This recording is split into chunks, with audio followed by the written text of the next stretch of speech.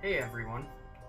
Over my adventures, you have followed me to some of the most haunted locations within the United States, such as Grand Canyon Caverns or Hellhole Prison located in Yuma, Arizona. These locations are often featured on the hit show Ghost Adventures, and in tonight's special, I will show you one of the most haunted locations I have ever been to, a location that flipped my world upside down and shook my beliefs.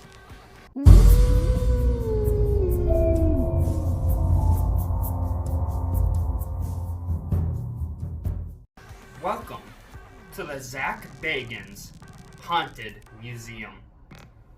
Built in 1938, this house has scared many people away over the years, but not Zach.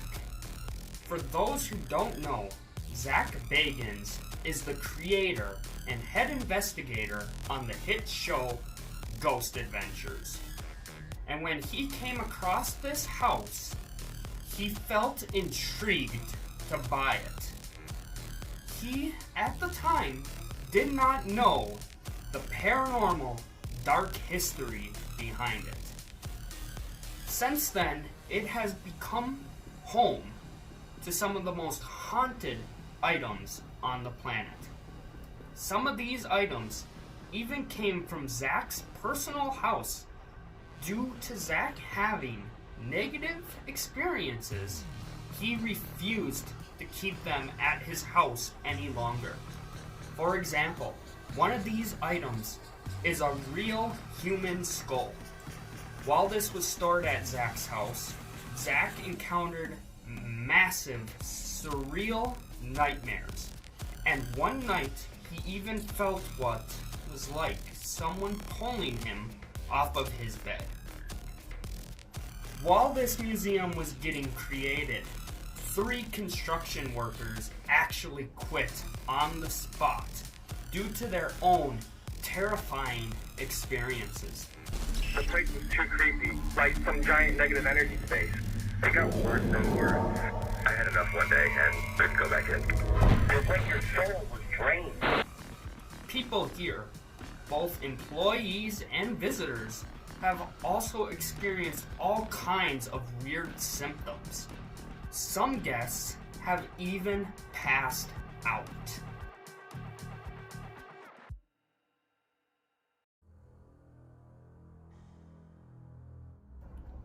Now, during a Ghost Adventures investigation, I learned the fun fact that the team heard something growling at them. When we were at this museum, my aunt told me she heard something talking, something growling at her. It sounded like it was coming right behind her. And she looked around the museum, thinking that maybe there was hidden speakers and audio was being played to try to scare us. Again, this was something I personally did not experience at all when I was there though. And as I dug deeper into this museum and the artifacts there, it creeped me out to learn she was not the only one who had this experience. Another very fun fact about this museum, because it's not creepy enough, the real Annabelle doll was actually brought to this museum at one point for an investigation. Now, some of the rules at this museum are pretty unique. For example, all phones need to be completely shut off prior to the start of the tour. You are allowed to film and take pictures in the lobby, but our tour guide repeatedly instructed us that all phones needed to be turned off. This is something they are very strict about, because through investigations and the paranormal world, it is believed that spirits and ghosts can feed off the power on your electronic devices. Outside of this, you are also required to sign waivers, stating that if you are followed home, pass out while at the museum, or anything of the sorts, the museum is not at fault. To further implement this, you are required to hold up your hand and take an oath before entering the main building.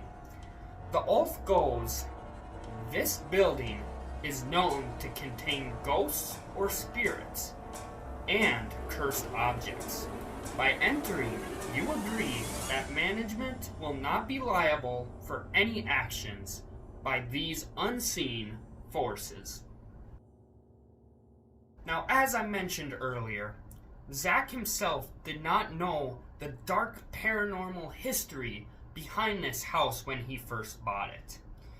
As he did his own research, he found out that in the 1970s, the basement was used for satanic witch rituals, which required sacrifices to be made. A child of the previous owner had once noticed their father in a robe go with a group of people to the basement where chanting, screaming, and yelling could be heard. The basement requires you to walk through a very thin hallway and into a room where a pentagram can be seen on the floor. A witness from the 70s says that she once broke into the basement and found objects laying inside of the pentagram, as well as spots of blood. When the museum first opened, Zach didn't allow anyone in the basement. This part of the tour only started after the pandemic and is only available to the RIP guests. At this point in the tour, my aunt decided not to go into the basement. But, in true fashion of seeking discomfort, I did. I went down with 4 other people. We quickly walked around the pentagram, and as we were walking out of the basement, it felt like we were being chased. We all ran up the stairs, and the tour guide mentioned that we had spent almost no time in the basement. My aunt looked at me and asked if she missed out on something, that if she would regret not going in the basement. I looked at her, completely stunned, and I just shook my head. Later on, I would tell her, as well as some friends that were interested in visiting the museum, that I personally do not recommend going into the basement. Many of the employees there even say that the basement gives them a sense of negative energy, as though it is not a safe place to be. And because of this, none of the workers at the museum will go into the basement alone. They will only go when they have a group of people, and when they give the tour, they will not bring you in the basement. They will stay at the top of the stairs while the RIP group goes into the basement by themselves. Now I'm going to highlight 4 items that really stuck with me and gave me weird experiences while at this museum. So, for our first item, this is an item many people know. The Devil's Rocking Chair. This chair and the story connected to it inspired the movie The Conjuring 3, The Devil Made Me Do It. Back in the 1980s, Lorraine and her husband Ed Warren, now famous paranormal investigators, would bring the famous case of The Devil Made Me Do It all the way to Connecticut's Supreme Court. This was the first court case in the United States where the defense was arguing innocence due to demonic possession. It all started when 11-year-old David Glatzel was believed to be possessed by not one, but 43 demons. Now this 11-year-old boy would become extremely strong. I seen nights when it would take 4 and 5 men to hold him down. He would be ranting and raving and yelling. There was times when he would attack his mother. Capturing evidence and having witnesses to prove such, Lorraine and Ed helped conduct exorcisms on David. Get out of my cell! I'm doing it! And while they did these exorcisms, the rocking chair reacted violently. I sprinkled the holy water and there was a rocking chair there. This rocking chair suddenly started to move back violently, back and forth. There were loud pounding sounds in the house. And then what I could hear is growling down in the cellar. The last exorcism ended when Arnie Johnson challenged the demons. They would then leave David as a result and possess Arnie instead. Months later, Arnie would ultimately pay the price when he would kill his landlord with no memory of the event. And he screamed at these devils, "Take me on. Leave my little buddy alone." He got his wish. He challenged the demonic. He challenged the demonic. The court case that resulted was followed worldwide, and while Arnie was still found guilty, it took the jury 3 days to come up with the verdict, and Arnie would ultimately only do 5 years in prison compared to the 10 to 20 year sentence he was originally given. Now it is believed that the demon is still attached to this chair, and anyone who dares to sit in it will then experience extreme back pain for the rest of their lives, with one person actually needing surgery after doing so. The chair would often rock by itself. People have seen the Beast sitting in the chair, and it's the only exhibit within Zach's museum that he actually closed for a couple months. This was because the room was having such negative effects on visitors, such as dizziness, uncontrollable crying, and instantly vomiting upon entering the room.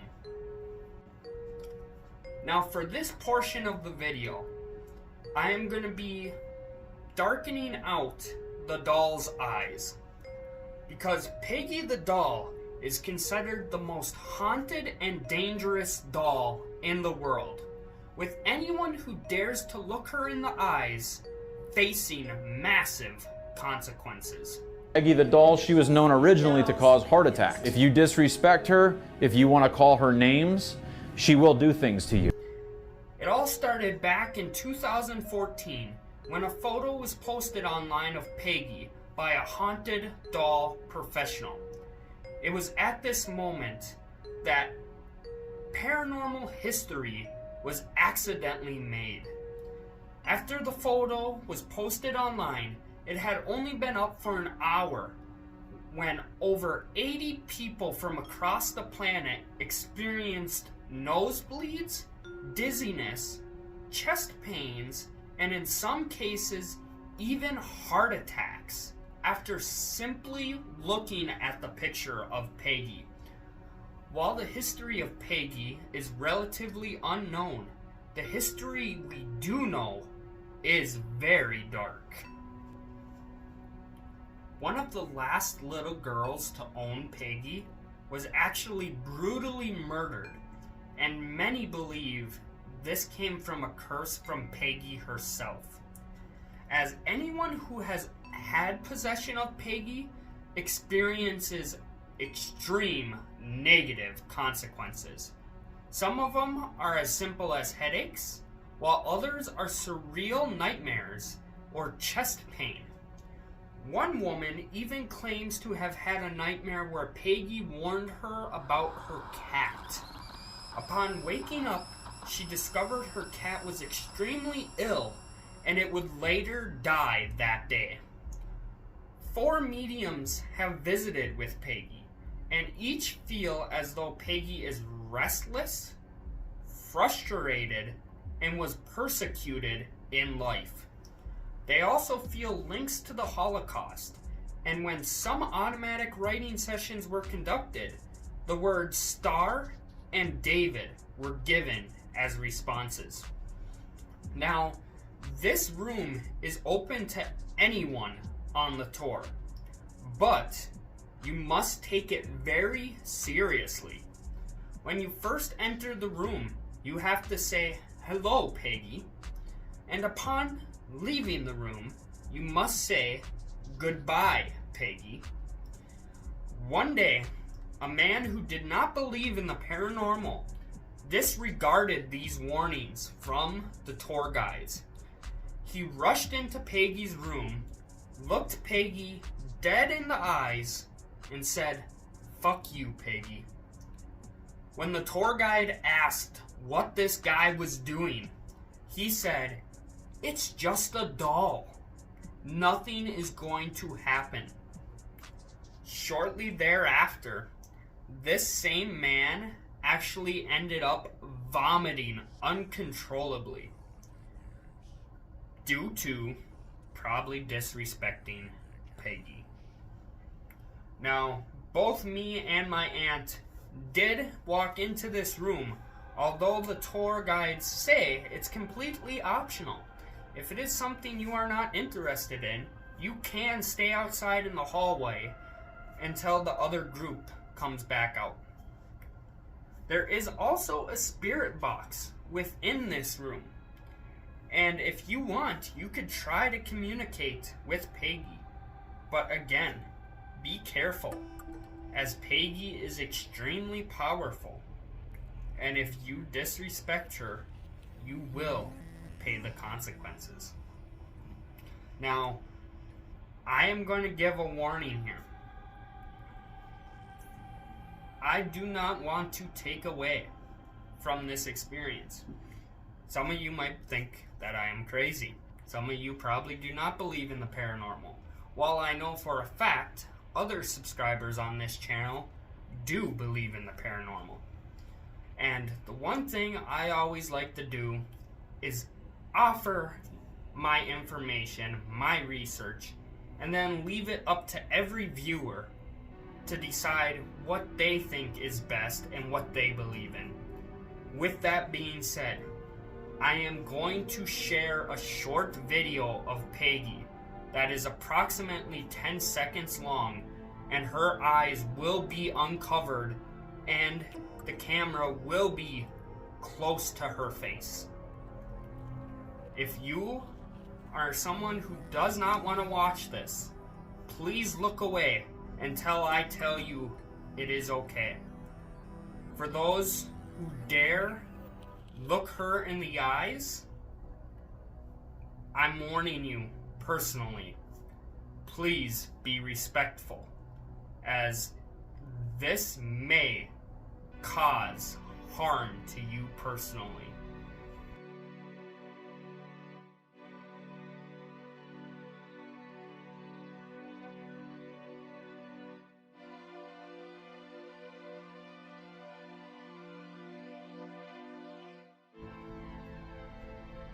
Okay, for those who looked away from the camera, you are now good to look back. For those of you who dare look at Peggy, I hope none of you suffer some of the consequences that others have experienced. Now, for our third item, we are going to be talking about a dybbuk box. This box at the museum is actually the most haunted item in the world, and it is what inspired the movie The Possession. According to Jewish tradition, a dybbuk is a dark spirit that is lost and unable to find its way to the afterlife. As a result, they attach themselves to the living to finish some kind of unfinished business. Now, a total of 10 boxes exist, and they all align within the Tree of Life concept, where each new level on the tree becomes weaker. It is believed the boxes were used to capture dybbuks and prevent them from attaching to people. As a result, however, it is believed that all the evil from the 20th century, such as World War II and the Korean War, are contained within the boxes, and by opening a box, you will be summoning this evil. The whereabouts of 2 boxes is completely unknown, and Zach himself owns 2 of his own, with the main big one on display being the root of the tree, and thus the most evil and dangerous of them all. This box originally came from the estate of a deceased woman who had escaped to the United States after surviving Nazi concentration camps. Every owner since then has experienced some severe phenomenons, such as bleeding eyes, surreal nightmares, and in one case, a massive stroke that nearly left the owner blind. Zach himself has even had terrifying experiences. The glass box around the dybbuk box was not originally there. Instead, Zach had it just simply sitting out.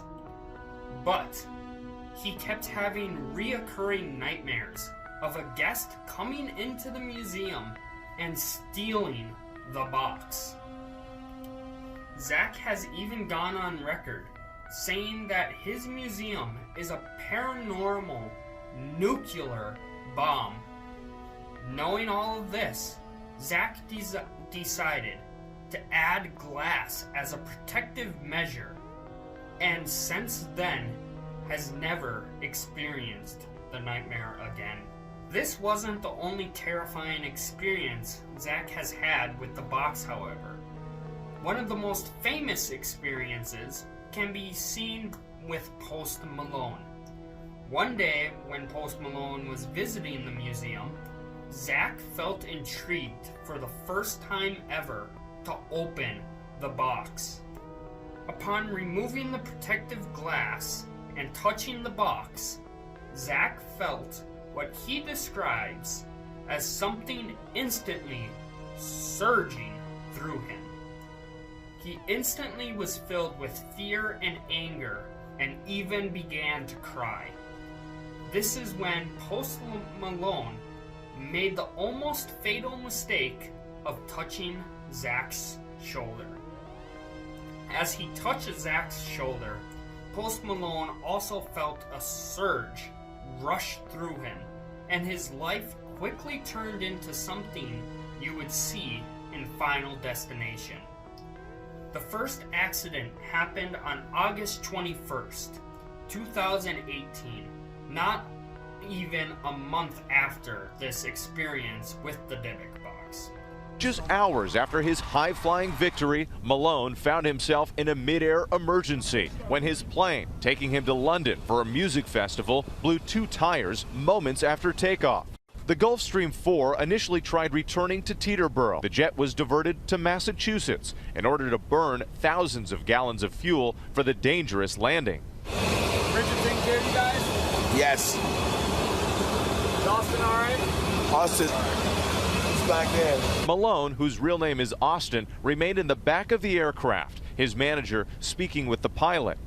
Finally, after 5 hours in the air, Malone FaceTiming with TMZ after the fearful flight, thankful and thirsty. Oh my God, I hate flying in general, and then I don't even know what to say, man. I'm shook. There's one hell of a team on that aircraft, and we're here, and we're here on Earth, and I need a beer.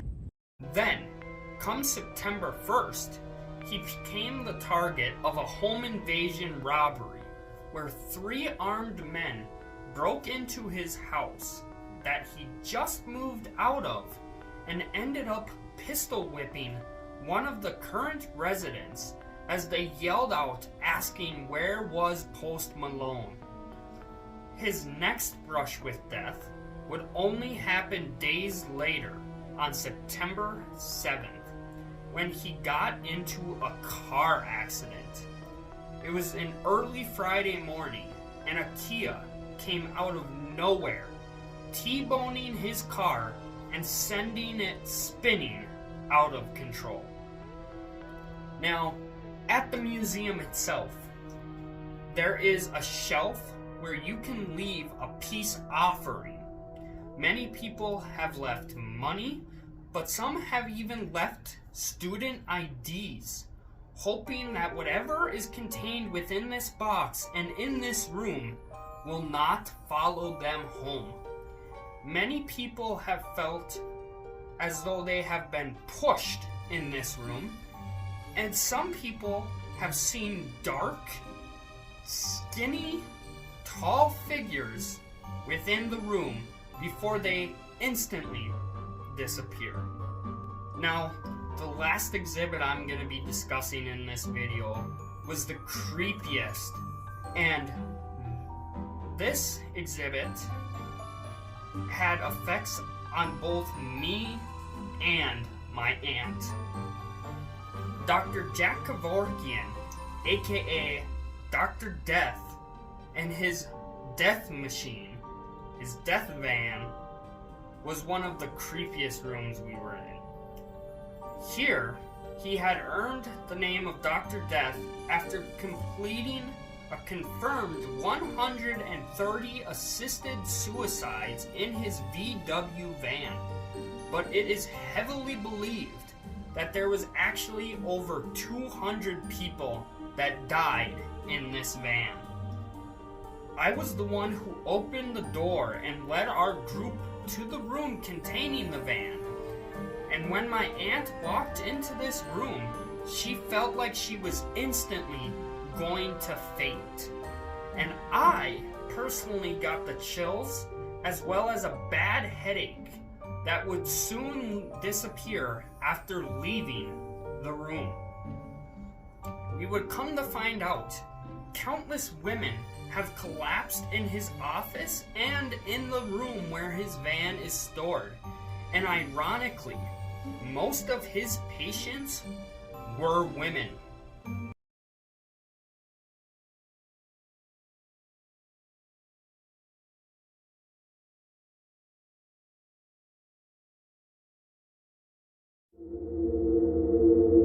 I didn't want to look in the mirror, but I decided to look in the mirror. And then we were walking into the room with the doctor. Before the video even started to play, I kind of started tipping over. And then I felt just queasy and sick. And I was shaking uncontrollably. I've never even passed out in my life before. I still feel shaky, and I'm just outside now trying to calm down, but I feel like I'm like something, it's like in my chest, and I just felt like if I was going to stay in there any longer, I was going to be on the ground. I kept asking him if I could sit down because I could just feel that I was about to pass out.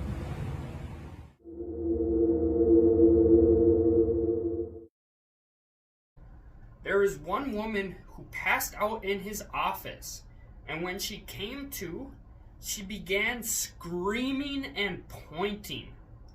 She later claimed that she saw someone else in the room staring at her that nobody else could see. This was also the same area that Ghost Adventures had heard growling, as well as the same area that my aunt heard growling in. Again, I personally did not hear this, but I got massive chills and a massive headache, feeling as though something was pushing on my temples. Now, that might be it for the museum. But that was not the end of my story. At the museum, I bought a spirit box as well as an Ouija board, and then went back to our hotel, which just so happened to be the most haunted hotel in Las Vegas, Hotel Apache. If you have not seen my video on that, I highly recommend it, because it is connected to this museum, and there is much more to this story. I brought the spirit box back to the hotel, and our room had a claim that the bathroom kept becoming unlocked, no matter how many times they locked it. So, being the person I am, and again, true seek discomfort, I took the spirit box into the bathroom and started to try to communicate with the spirits. The thing is, though, I challenged the spirits. After trying all night and all morning the next day, I got sick of it, so I went into the bathroom and I started cursing, demanding that the spirits would do something. And I think Lorraine has a pretty good answer as to what the consequences of my actions was. When you challenge the demonic, it doesn't act at that particular given time, Tony. It waits until you are the most vulnerable. So that's right. While I didn't really experience anything in the hotel or the museum, outside of my nausea and my headaches, we still had some weird experiences. My aunt smelt something rotten within our room. I personally did not experience that at all. She swears that something must have died in our room, though, because it just smelt rotten. And it smelt that way the entire time we were there, according to her. I would later come to find out, spirits usually give off negative smells, such as sulfur or rotten meat, because they are warning you to go away and back off. I obviously did not know this, and I did not take their warning. Instead, I challenged them, swearing and demanding that they do something. As I went back home, I started to experience massive paranormal activity. My shower would randomly come on in the middle of the night at full blast and run for 2 to 3 minutes by itself. At first I thought maybe it was pressure buildup, but the fact that it ran for so long, there was no possible way. Along with this, my dog Rocky would also cower, and he would whine during parts of the day. There was even one point when my sister came over to experience what was going on, and Rocky began to growl at something that seemed to be behind the two of us. He ran behind us and started looking around frantically, growling. He continued this for about 30 seconds to a minute before he came back in front of us, sat down, and just stared directly behind us. I also heard one night loud banging coming from my kitchen. I got up, and as I walked into my kitchen, everything was in place except a painting that had been hanging on a wall across my room for 3 months with 3M was now all the way on the other side of the room, located in front of the main door inside of my kitchen. I quickly picked up this painting, and when I did, I got goosebumps, got the chills, and it felt like I had been punched in the stomach. I got extremely nauseous, and that nausea stayed for over an hour with me. I did not like what I was experiencing, so I shut off the lights, got back in bed, and called Rocky onto my bed. As we both laid back down, banging started in my kitchen again. This was the most violent and extreme experience I had with this spirit. That night was the scariest night I've ever had. The only other time I had ever been that scared was when I broke down and was completely alone in New Mexico. It shook my world. I never believed in the paranormal. I always kept an open mind, but I didn't believe until that night. While we were back in bed, the banging eventually stopped, but Rocky was still cowering. And at one point, he was even sleeping and was snoring deeply when his head shot up and he would stare at the bedroom door frame. I was talking to a friend at this time and trying to explain how Rocky was acting. So I recorded a video and I sent it to him. In this video, you can see that my light from my phone, this is the only light source at this time, my flashlight on the phone, seems to turn on, off, and then turns on again.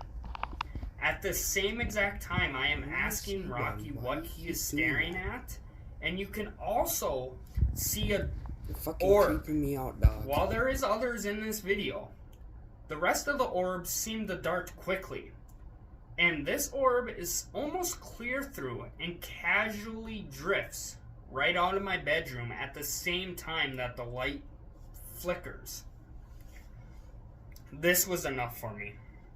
I packed up this t-shirt, the spirit box, and brought them to my office, where I'm currently filming this video.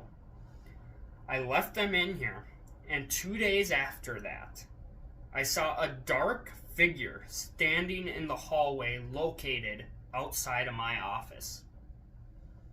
It seemed to lunge at me. I ran away, and afterwards I have not experienced anything. The dog is acting fine.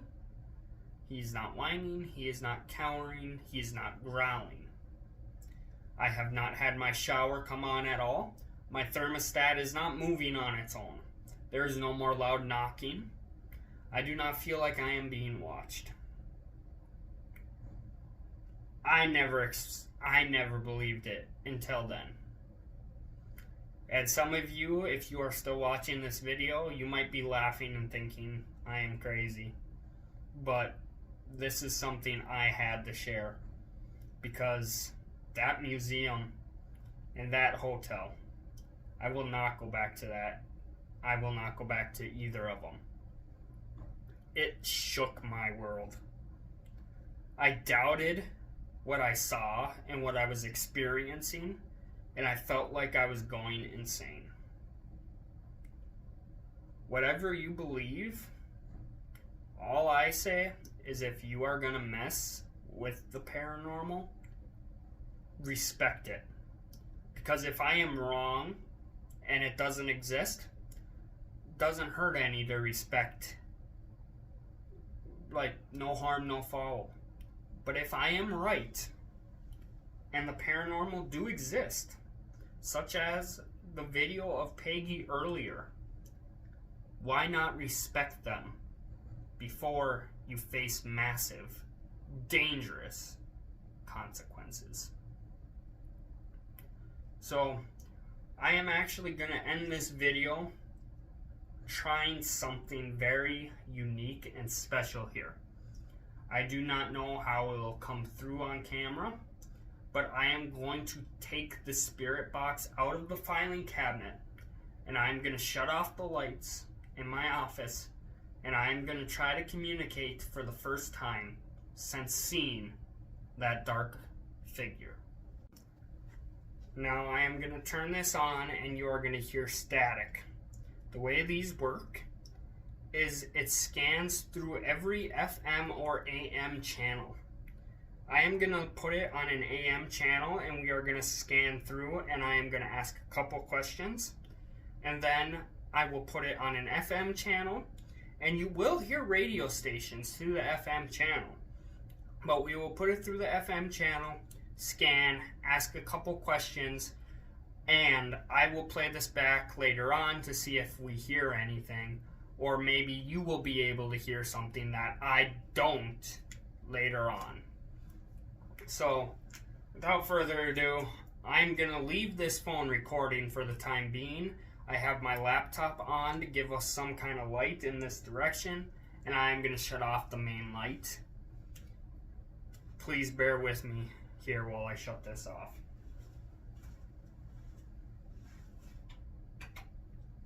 Xbox. Scanning. FM. Okay. So, I'm already instantly sweating during trying to do this. I am not liking this because I think, personally, whatever is connected and following me is connected to this box. And I found out I am not the only one who has been followed home from the Haunted Museum. Many people say that they have been followed home, with some people having similar experiences, such as their dogs whining and cowering, and some people mentioning there's knocking, and every single person says that the spirits are not friendly. This lines up a lot with what I'm experiencing, and I am terrified right now. It might not seem like it, but I am. It's just a different I believe now, and I respect it. So if there is something in here listening to me right now, I mean you no harm. I just want to try to communicate. If there is something you want to tell the world, if there is something you want to tell me, now is your time to do so. I will turn this on and ask you a couple questions.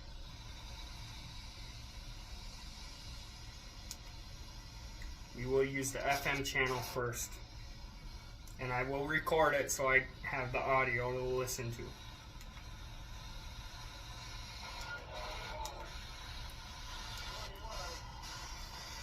Hello, my name is Kobe.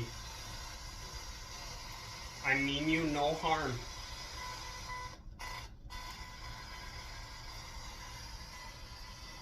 I mean you no harm. I am here to ask you a couple questions. I post videos on the internet, so if there is something you would like to tell me or tell the world, now is your chance to do so.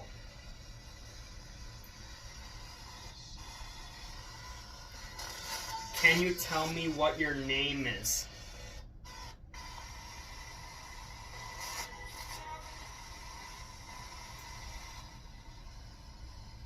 Is there anybody here with me?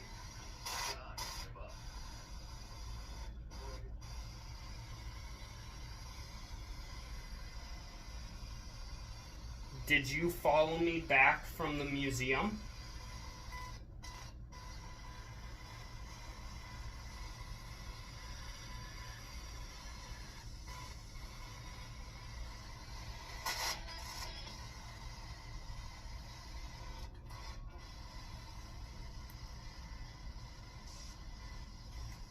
Is there anything you want to tell me? Jesus Christ, that scared me.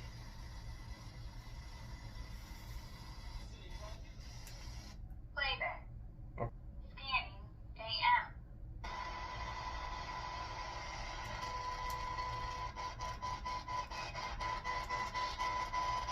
Hello.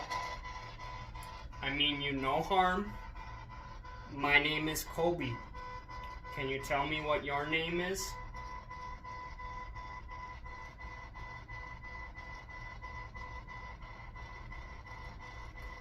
Can you talk in this box for me? The item I am holding will not harm you. I mean you no harm.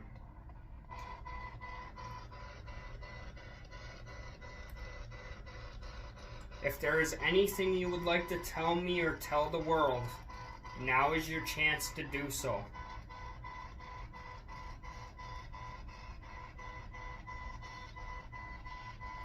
Are you here?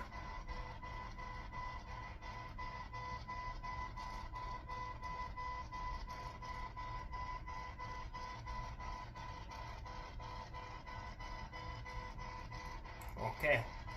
I am gonna leave now. Goodbye. Playback.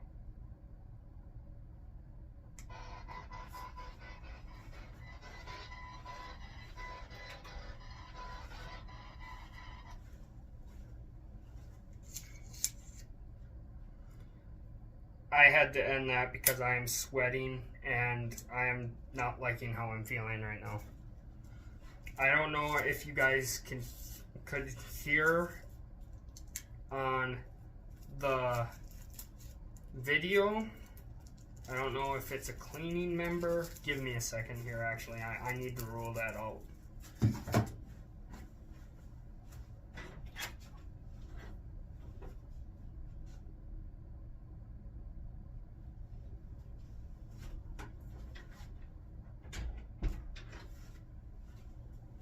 Okay, so I had to check because I heard some kind of scratching, but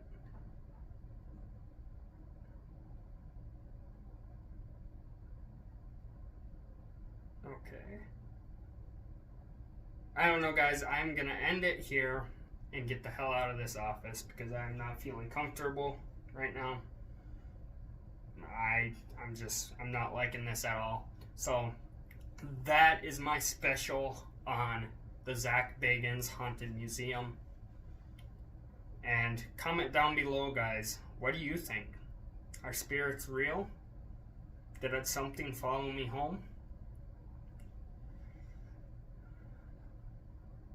I don't know.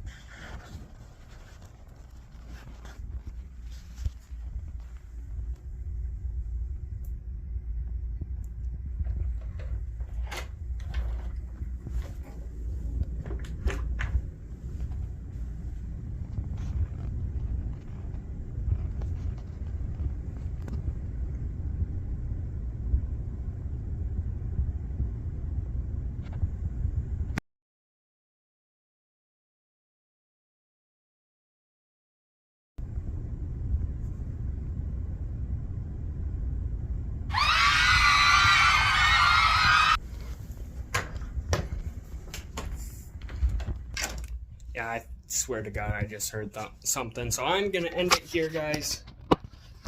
I hope you enjoyed this video. If you haven't already, please like and subscribe. And I will see you all on my next adventure.